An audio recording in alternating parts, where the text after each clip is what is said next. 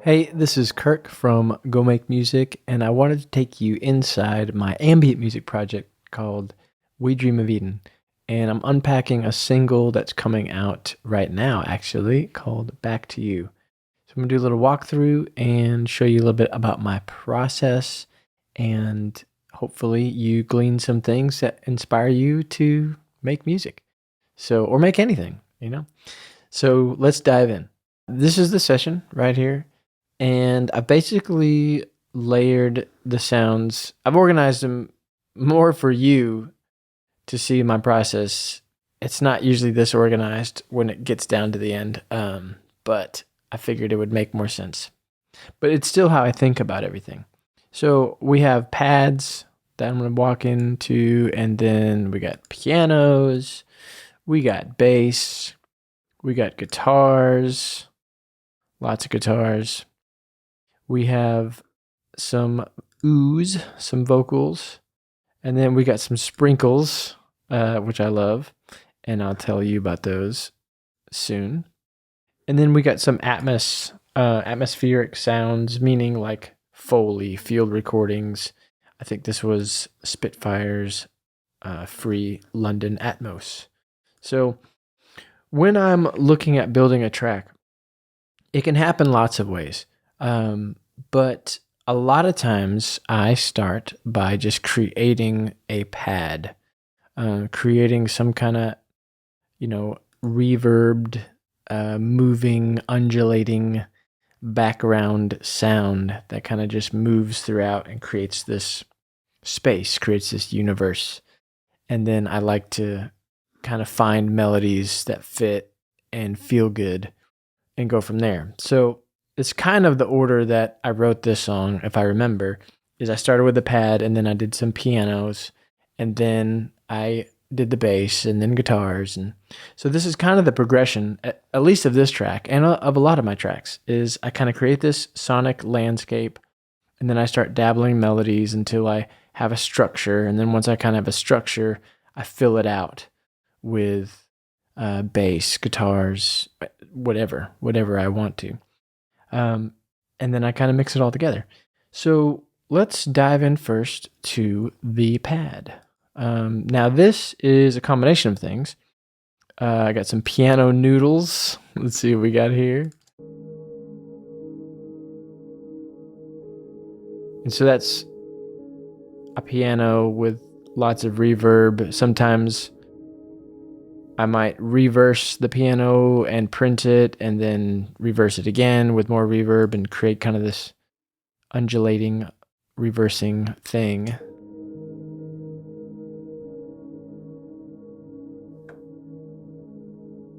And then I copy and paste it in different ways. And a lot of this time I don't even have a tempo set because I don't want it to sound repetitive. And so when I loop it, it's kind of, you can see it's not like all the same.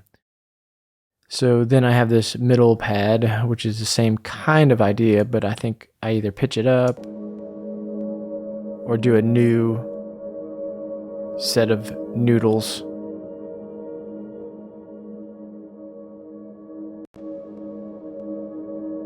Right? And if you notice, it's kind of moving back and forth, left and right.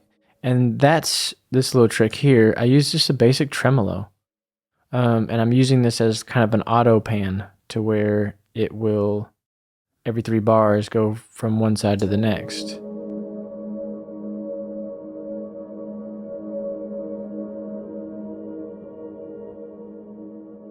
See, now it's moving over to the other one. So what that does is, so not only is the pad kind of new and different slightly, and if it's looping, it's not looping in the same points, it's also moving side to side. So that creates another part of the kind of the atmosphere.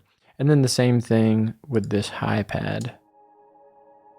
So I'm doing the tremolo, doing micro shift, which is like a chorus spreader. It's a cool plugin. Valhalla Room, love it. It's super long, 30-second decay. So that's long. And again, that's moving. Now that's moving back and forth, but it's not the same. So this, I just chose a slow rate point. No real reason to those numbers. I just want them to be different. So it's kind of like this one's moving left and right, this one's moving left and right, but they're not in sync, and so they kind of meet in different places throughout the track.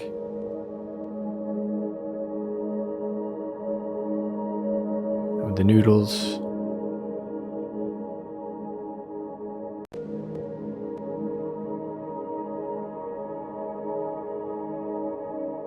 So it kind of creates this world. I have, middle, high, kind of mid-high sounds that are just moving and changing and evolving, as opposed to just holding, a note on a synth and letting it go.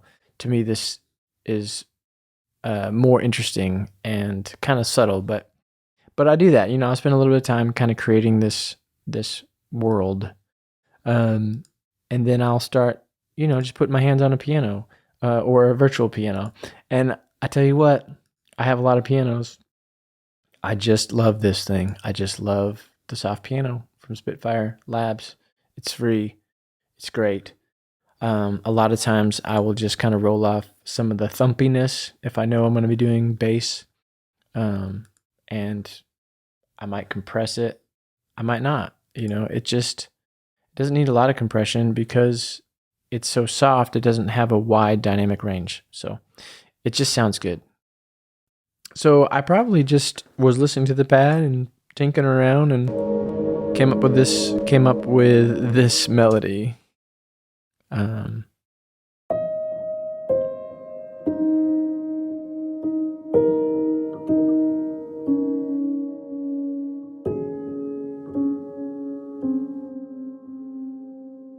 It's the same shape, dun dun dun dun dun dun dun dun, dun, and I kind of move it over, but I really liked it, and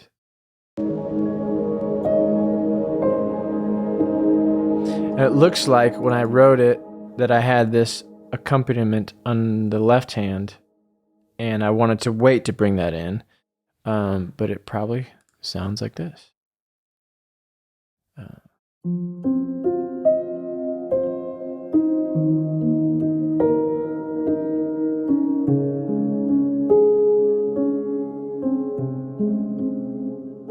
Right? So that was the original kind of theme, the idea. And I basically wrote it and I was like, okay, I like that. And then to start it off, I decided let's get rid of the left hand and just have the melody in. And that's another thing too with kind of composing is you might come up with a more complex theme or thing, but maybe don't reveal it all at once. Maybe give them a taste of a melody and then add to it.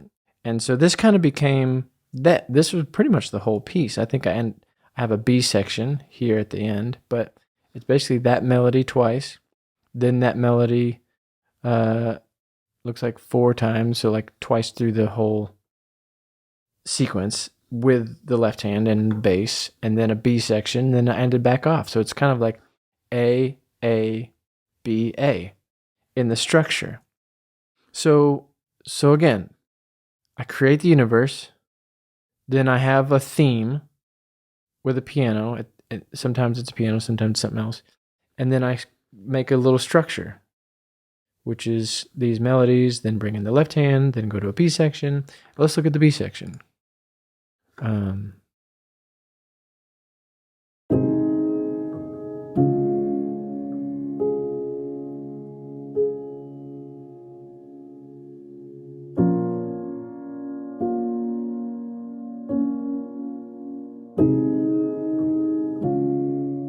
All right, so it kind of goes through that. Now that's really slow. Part of the point of ambient is that it should be this relaxing feel to it. But how do you play that slow and stay constant without overplaying? Well, what I do is I use this guy. I create a click track out of orchestral percussion. Really slow.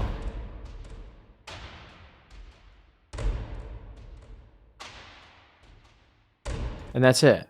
And I use that while I'm tracking kind of some of my basic instruments. I don't like the clip clop because it kind of makes me feel anxious, and then I start to overplay and I become too rhythmic for what I'm trying to do with this music. So, but you can hear it in the context of while I'm tracking.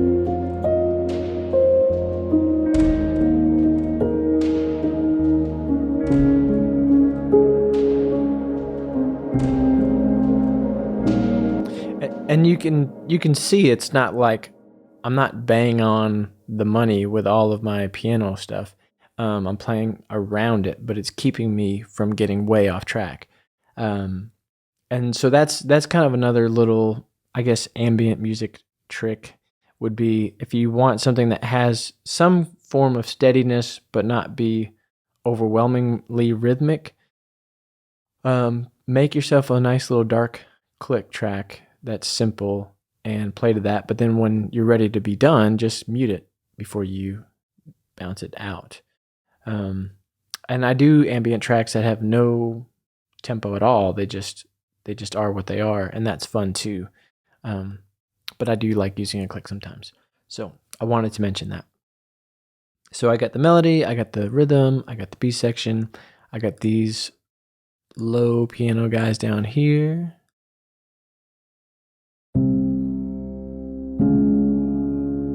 Right?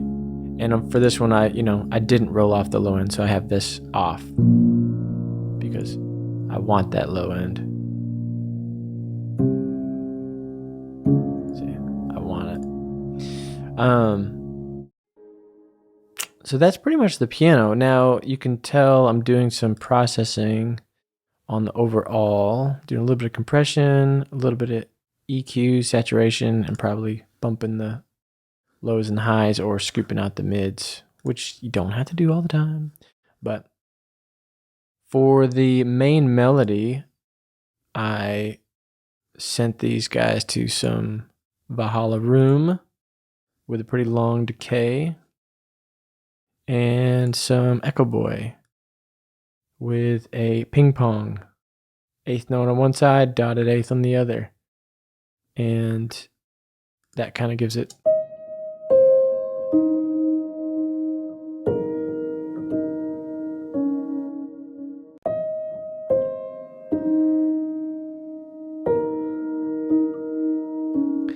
That's the other thing too I wanted to mention was if you see, so I had this click track, but I don't have the click track come in until like right here.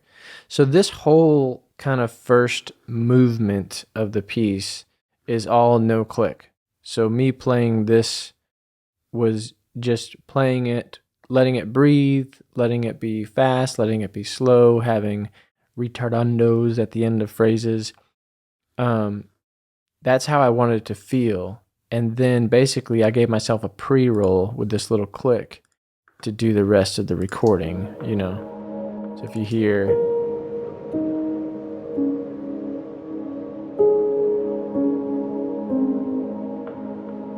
and here comes my counting, 2, 3, 4,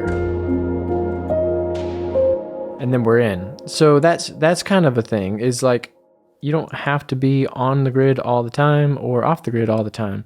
I decided to make this intro very open feeling and then kind of get into a little bit of a pulse.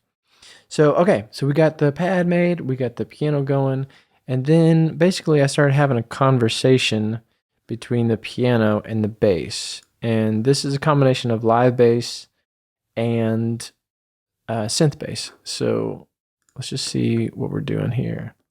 I'll just have the bass, piano, and pad all together.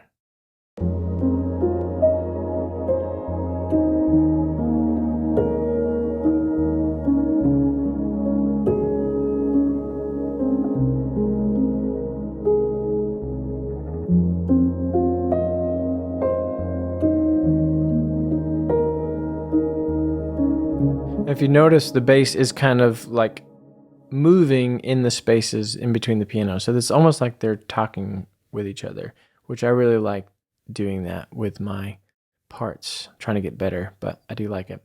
So, but that's basically it over and over. And then we get into this B section, and I bring in the synth.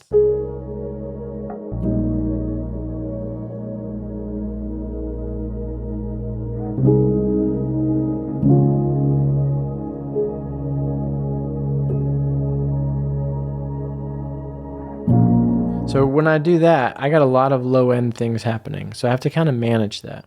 So I have this piano doing low end hits. I got this bass, and I've essentially rolled off a lot of the lows from the bass so that it doesn't conflict with the piano and the sub bass. So this is just a sub bass I made in Alchemy in Logic. It's fairly simple. A couple saw waves and a sine wave with a filter.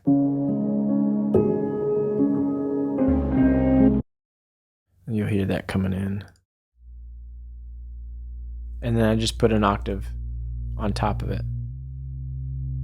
And I can use my mod wheel to kind of play the bass. You can see that's what these are. That's my mod wheel adjusting the volume and the filter cutoff. And then I just put it together. So I get kind of the character of the live bass and the kind of the bigness of the synth bass together. So you just gotta be careful doing that, but it works. It's fun. So that's the bass, and nothing crazy. EQ'd out a lot of top end actually, and probably did a little bit of compression on the group. All right. So then, fun time. Almost fun time. Sprinkles are my favorite, but these guitars are super fun too. I started with these top ones, and they're just kind of coming in the world of the bass and guitar, talking to each other.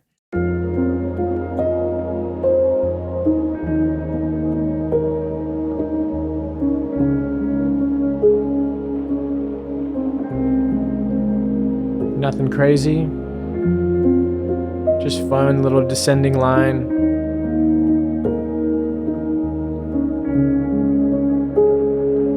And see what I do.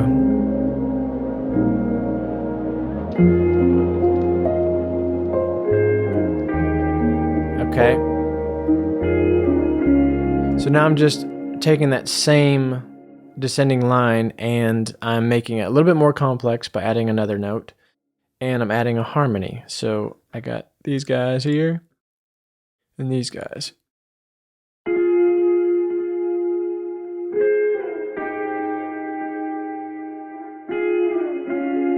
Now those are all individually tracked. I like double tracking guitars if I can. I just like the way it sounds. It sounds really big and it sounds sloppy enough to be alive, as opposed to just trying to do like a doubler. And so that's those guys. I think I printed a few of those to create these little sweeps reversed.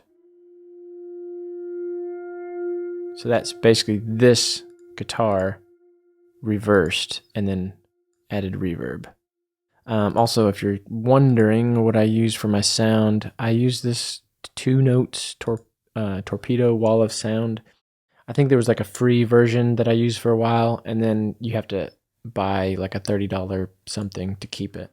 So I did. I like it. And so I ended up using that. I rolled off a lot of the high end actually for me for this song. And so that's basically what those are doing, some reversed things, and then this little guy, little part. A little delay, reverb.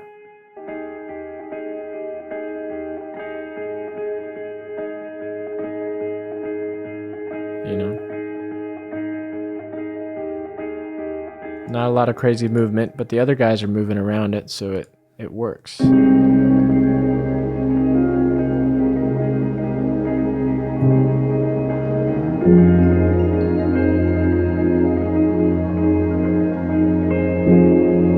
What else? I got these guys here. This is more like a thrumming. Thrumming is a new word I learned last year, and it's my new favorite thing. Thrumming, it's like you're playing an arpeggio, but you're not really trying to be in rhythm. You're just kind of you're thrumming. It's like strumming and finger thumbing all at the same time, and it creates these really cool textures. And so I did it twice, panned it left and right, and then had this guy up the middle. Is it like another melody?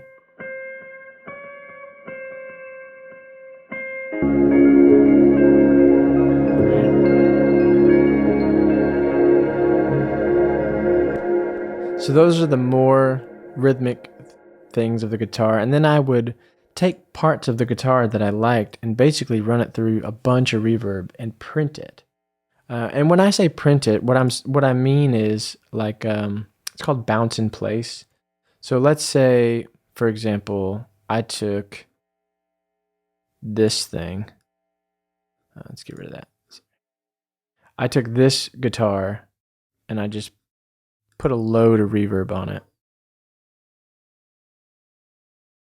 Let's do this. And then I'm just going to make it super long and print it. So I'm committing the reverb to this one little snippet. So you can hit Control B and it'll say, hey, you want to do this? And you say, yes. And it prints it. And now we have a whole new sound that may or may not be nice to listen to, but let's see. There it is. So you do this with whatever you want, and then basically you can reverse it and fade it, and you kind of have this thing.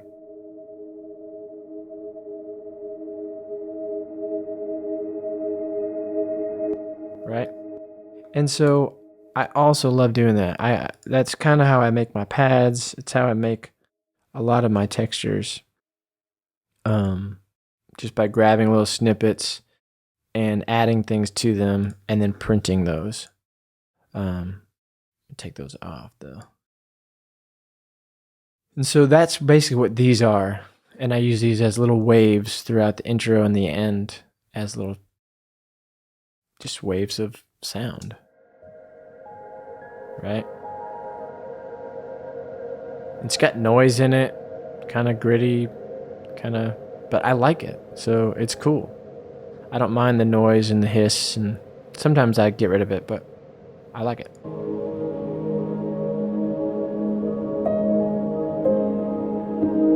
So those are my guitars, and let's do the vocals before we do the sprinkles.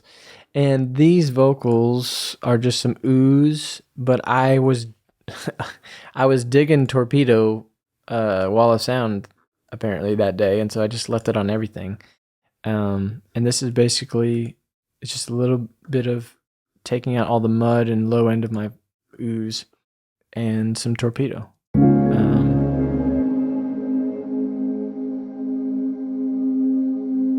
And they are definitely not tuned. I'm not opposed to tuning vocals, but I didn't need to this time, maybe. And so they're really dark.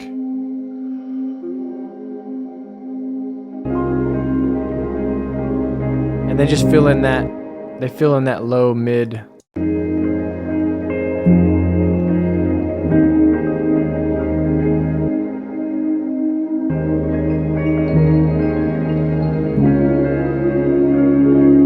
I like this.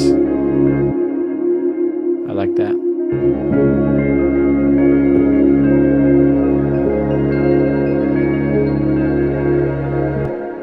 All right.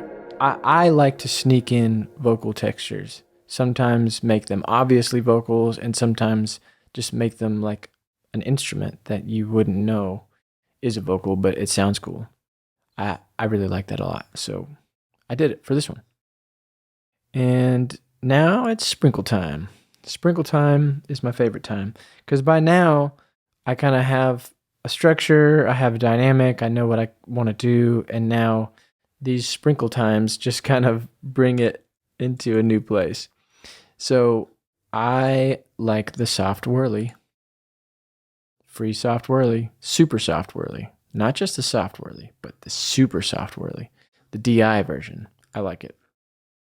And I just play maybe pentatonic sounds, not in rhythm, but in key. And I do a couple passes. This sounds like mostly fifths of the key. I have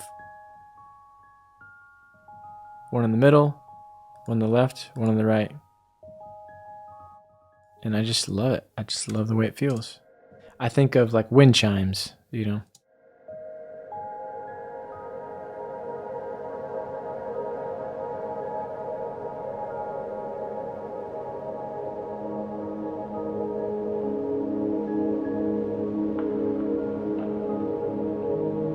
Right? And I'm bringing in some more sprinkles.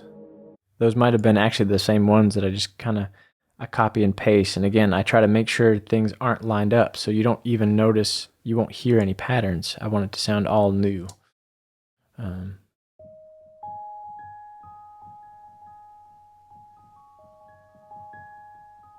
Those are those guys. And then here's my piano chimes. This is a cool thing too. I basically played something similar to what you heard in the soft whirly, but then I sample it and I put it on a keyboard. I think in this case I used just sampler, you know, and so it's an actual. See if you can see if I hit a note. It's just me playing that sequence, but then, you know, and so I have to kind of think about which key I'm playing, but you can. It creates again this randomly played right notes. and those are the 3 octaves. And then I just have that go into a reverb, you know?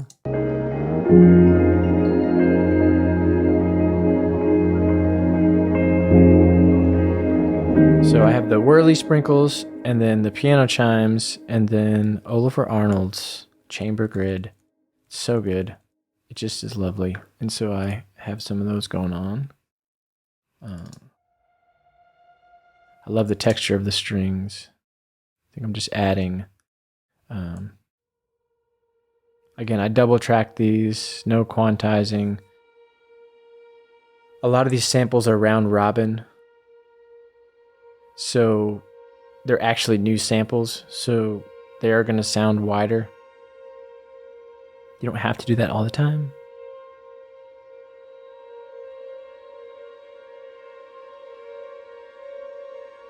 Just a beautiful little tension of the build. You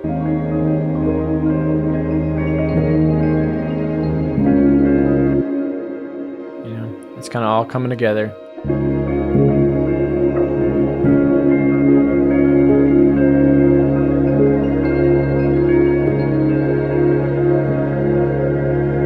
And then what do we got at this end?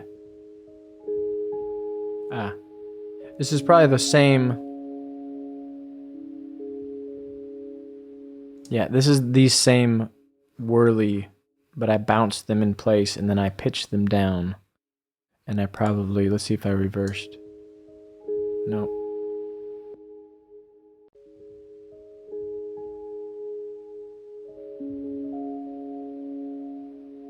I just pitched them down an octave for the end so they wouldn't be as twinkly. And that's pretty much it for the music side of things. And then I use this Atmos, so the London Atmos from Spitfire. And I love it because it's got this knob so I can kind of use my my mod wheel to kind of bring in the volume. And once I get something I like, I just print it. So this is basically, like I said, a bounced in place version of that Atmos. It's just stuff like this. kind of white noisy, little clicks and clacks. If I take it away, it's still nice.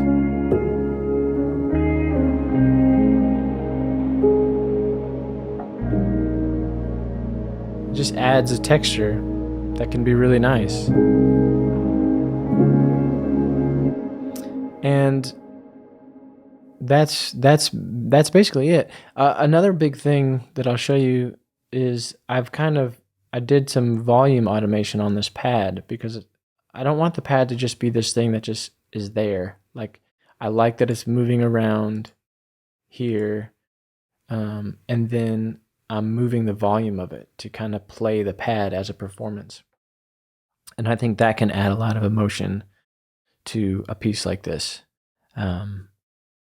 But that's basically it. I really enjoy doing this. It's super fun. This is my process for this song and for a lot of my songs. Let me know if you thought this was helpful or inspiring or disagree with everything I do, or I don't know. Thank you for hanging out, for watching the process. Again, shout out to Mellotron Records for helping get this song out into the world. You can stream it everywhere. There'll be a link in the description. Share it with your friends if they're into this kind of stuff, and have an amazing rest of your day.